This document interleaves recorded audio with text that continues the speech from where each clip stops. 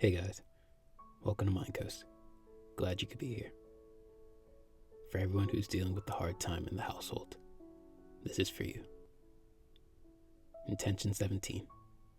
Dealing with family. The bond of family is supposed to be one of the most beautiful aspects of life. A loyalty as deep as blood that unconditionally offers support at all times is nothing short of a blessing to be a part of. But has that blessing in your life specifically been a double-edged sword, or even just a burden? All families have their share of disagreements and unique personality quirks to navigate.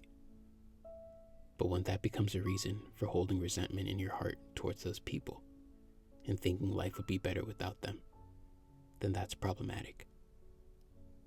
But when that feeling continues to prove itself to be justified, and perhaps the bitter truth, that just isn't fair for us when dealing with the only people that we can't abandon on the path of righteousness that we're pursuing. That reality can bring with it so many challenges and so much sadness. But even if you have to go through that, happiness can still be created, found, and held on to. Before beginning, if anyone here is being subject to life-threatening abuse within their home, you should seek help from the authorities as soon as possible. In this discussion, the abuse we'll be discussing how to navigate is emotional.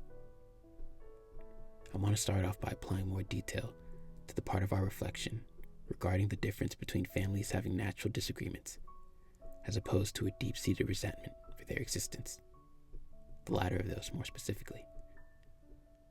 We all fight within our families, and in the heat of those exchanges, some of the most personally horrible things can be said and done to each other. But most often, with time, space, and maybe a little encouragement, both parties are able to make amends with each other, or at the very least, acknowledge their own contribution to the conflict. Even if that doesn't lead to a direct reconciliation, the ongoing hostility will at least no longer remain active, even if that necessitates distance. But that's completely different from actively and consistently suffering because a family member's true character is toxic, and for that reason, holding contempt for them.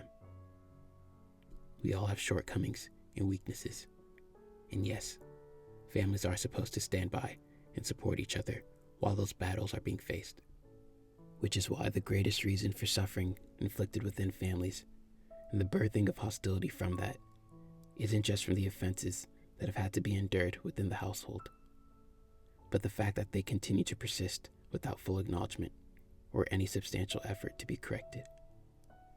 Such people putting you or the other members of your family through that kind of pain with the treatment they give and the life they conduct feels so much worse because of that inherent bond which is shared.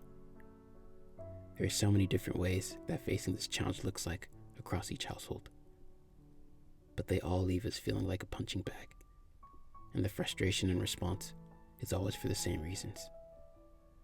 Our closeness isn't seen as important enough to be better for, and yet we know deep in our hearts that it would be wrong for us to cut off that relationship entirely.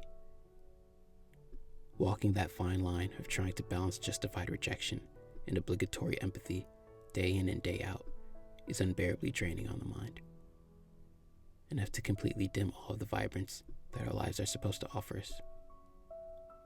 That experience is so uniquely complicated and challenging that it can hardly be spoken upon without going through it personally. But that's exactly why I have the confidence to say that there is a way through that thorny road towards better days. The first step in our path to better dealing with our family is to seek out healing for ourselves. We won't be able to better face the situation that we're in if we're not in a capacity to endure any more than what's already weighing in our hearts. Those depths of sadness, anger, and resentment to which we've been pushed past the breaking point need to be traced back in order to restore the fullness of joy in our lives. But it's not so immediately that most people can discard the emotional baggage that they've been carrying for a long time. Sometimes before even being able to come into God's presence through prayer, because our hearts aren't completely free of desire for retribution. We just need some separation from the situation entirely. If that option is available and the breaking point of stability or personal sanity is certain to be approaching, then it's perfectly fine to peacefully declare a temporary reprieve from an unstable situation. On the other hand, having dependents that are too young to function daily without you, or maybe even being one yourself, makes creating that separation more challenging because it's impossible from a physical standpoint. However, that doesn't mean that it can't be done, and the way to go about it is with the passive neutrality, which I'll explain. When it comes to dealing with someone in the household who's established themselves as unreasonably problematic throughout time, responding to their presence or outbursts with irritation of our own, as warranted as it may be, will only create another unpleasant interaction that needs to be emotionally processed through. Because how could someone who's unaware of or doesn't acknowledge the damage they've caused you or its true depth receive your feelings with the appropriate grace and humility one who is at fault should display? Things will just get messy. So this passive neutrality I mentioned comes into play by completely unplugging our emotional energy from our responses to our problematic family member and only offering them the obligations they are due as a relative in action alone. Depending on both personality and the specific situation, it's harder for some than others to chip away at how affected they are by the harshness or debauchery they're surrounded by, and stay within an arm's reach of returning back to calmness. But that's an ability that has to be acquired when dealing with a situation as stagnant as this, without the option of physically leaving. We have to learn to let words be just words, and let go of those words in real time. Cutting off the emotional energy that our stressors demand is how we can mentally liberate ourselves from this situation existing as the entirety of our lives, and get back to building up our best self and being an active participant in the beauty that this life has to offer, until we're whole once again. After healing, though, comes the hardest part of the entirety of this experience. And I only hesitate to bring it up because I'm so well aware of how annoying it is to be told from the perspective of the victim. But I have to tell the truth, which is that we have to find it within ourselves to offer forgiveness. Our need for space shouldn't be a complete separation from the holy path that we're walking, which calls us to always do the extremely bothersome, yet spiritually relieving task of extending mercy, so as to be like Christ. Yet at the same time, know that your capacity for grace, though able to be refined evermore, isn't perfect or untiring. Which begs the question, what is forgiveness supposed to look like? We've already had that discussion in Intention 7, so I'll just be expanding on the points made there onto this specific topic. Extending forgiveness in a general situation can be more internal, but within the family, it's necessary for a transparent conversation to take place, one in which you fully explain your grievances and suffering over time and the effects that they've had on you. And forgiveness to be extended doesn't have to be anything more than saying that those grudges are no longer being held.